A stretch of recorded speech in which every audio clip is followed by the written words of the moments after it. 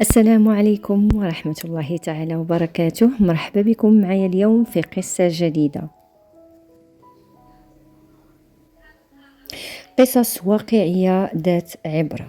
يحكى أن في يوم من الأيام جمع الملك كل حكماء مملكته وطلب منهم أن يقوموا بكتابة عبارة واحدة فوق عرش ينظر إليها من وقت إلى آخر حتى يستفيد منها في حياته وحكمه لمملكته وشعبه.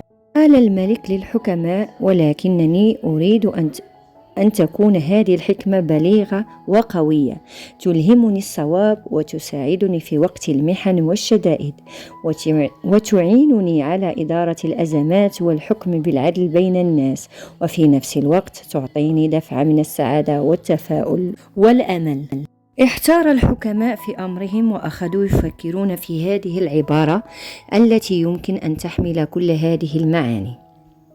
فكيف يمكن أن تكون هناك عبارة واحدة ملائمة لكل الظروف والشدائد والأحوال، وفي نفس الوقت تعبر عن السعادة والفرح والتفاؤل؟ بعد فترة عاد الحكماء وقد كتبوا الكثير من العبارات التي تحتوي على المواعظ والحكم الجميلة، ولكنها لم ترق للملك ولم تعجبه. في هذه اللحظة تقدم أحد الحكماء إلى الملك ورفع لافتة مكتوب عليها عبارة واحدة تقول: كل هذا حتما سيمر. نظر الملك باهتمام إلى اللوحة فقال الحكيم: إن حال الدنيا لا يبقى كما هو أبدا يا سيدي، ومن ظن بأنه في مأمن من القدر فقد خاب وخسر، فالزمان متقلب، وبالتأكيد أيام السعادة آتية ولكنها حتما ستمر، وكذلك أيام الشدة والحزن ستمر وتنتهي.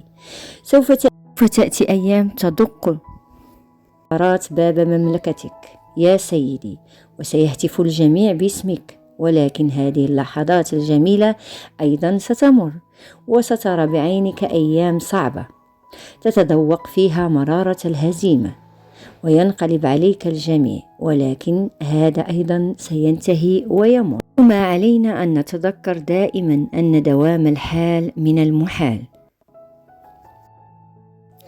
فيجب علينا ألا ننجرح عند الآلام والمصيبة لأنها ستمر وتنتهي، ولا يجب أيضا أن نؤمن غدر الدنيا ومهما أعطتنا الحياة من السعادات والنجاحات، فلنتذكر حينها أنها أيام وستمر أيضا.